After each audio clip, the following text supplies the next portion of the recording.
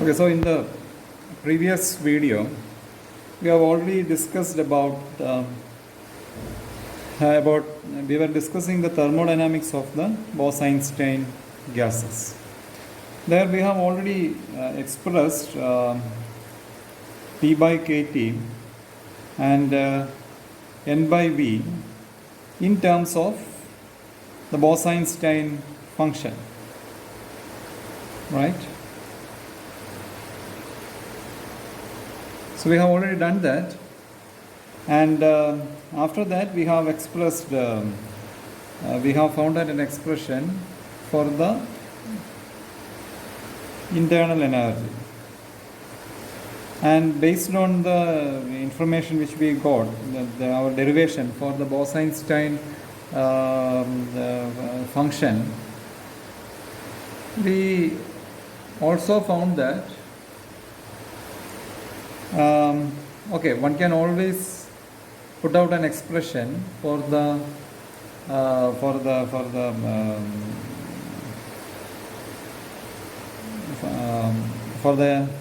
internal energy of a system in terms of the Bose-Einstein function, which was what, 3 by 2 kT V by lambda cube G of G 5 by 2 Z. This was expression, and we know that we can also write it in terms of the normal expression for the internal energy, and we found out that it is 3 by 2 PV, right? So now our attempt is to find out the variation of the specific heat at constant volume, Cv, with temperature. Okay, so that is our intention now, which is very important because many times Cv is one of those parameters which is found to be very critical or very sensitive to the internal structure or the internal arrangement of solids and gases. Internal arrangement of solids or the behavior of the gases. So therefore, to have a better idea of how a Bose-Einstein gas would behave with respect to temperature is very important for understanding any gas. For that purpose, we need a general formalism or general understanding of how this Cv is going to vary with temperature. So that's our aid, which we will be doing in couple of videos. So to start with, so when we want to make a plot of that kind, right? Cv versus T, we can always think of different regimes. We can always think of high temperature regime and low temperature regime, right? So to start with, let's see what happens at high temperature.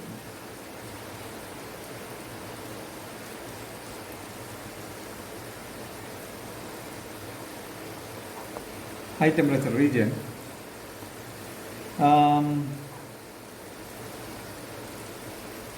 So we know that N minus N0 by V is equal to 1 by lambda cube G of 3 by 2 Z. So high temperature means, high temperature implies that your Z will be going to its lower values. You know that the highest value of Z possible is 1. So at high temperature, since Z is equal to e raised to mu by kT, at high temperature Z has to be much less than 1, right? So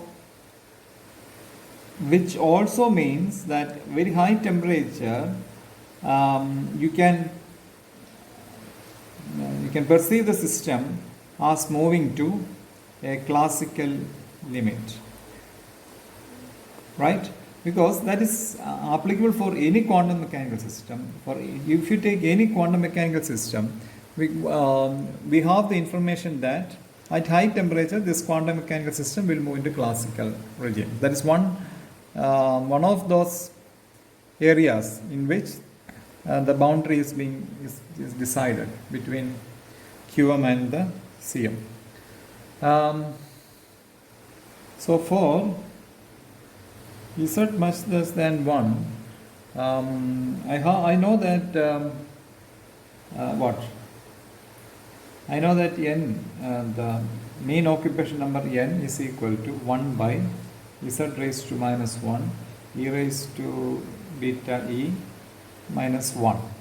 So when Z is much lesser, what happens is that this is 1 by Z. So in this denominator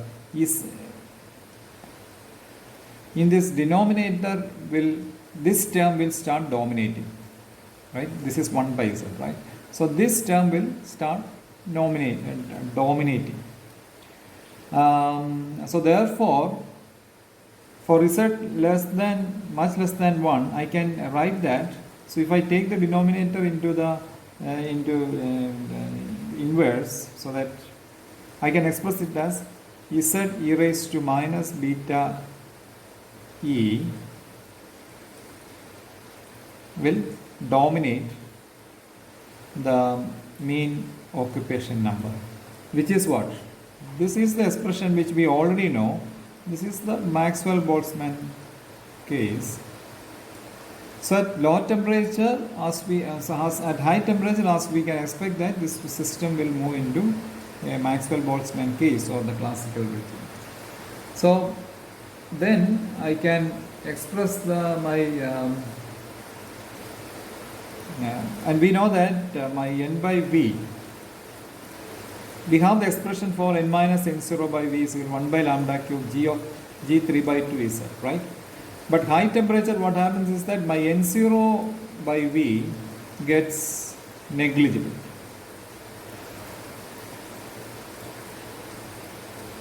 So therefore, I can neglect the n0 term and straight away write n by v is equal to 1 by lambda cube g3 by 2 Z.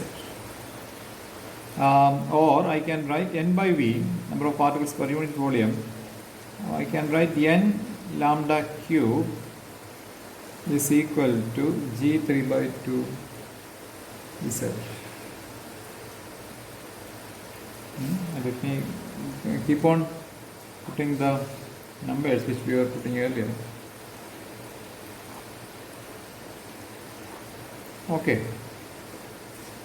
So n lambda cube is equal to g3 by 2 Z, where n is the number of particles per unit volume. So that let it stay that way there. And you know the expression for g of 3 by 2 Z, right? I mean g of nu. We have already written the expression for that. The expression was what? Let me read it out for you.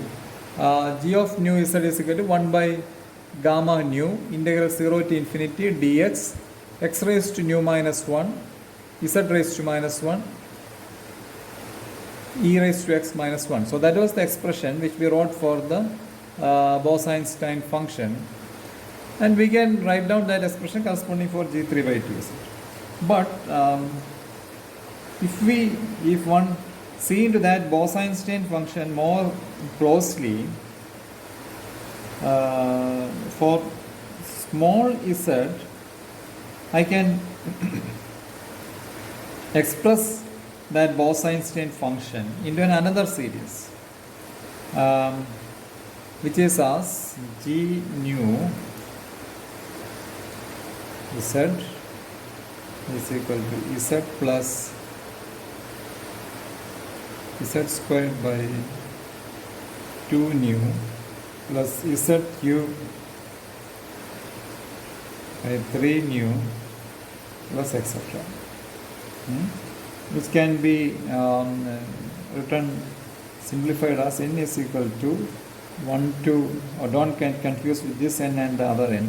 This is the power, right? N is equal to 1 to infinity z raised to n divided by n raised to nu. This n and this n does not have any connections. This is just our power n. Okay, so this is one way of expressing our G nu Z at high temperature or for small z values. Okay, and rest we will continue in the next video.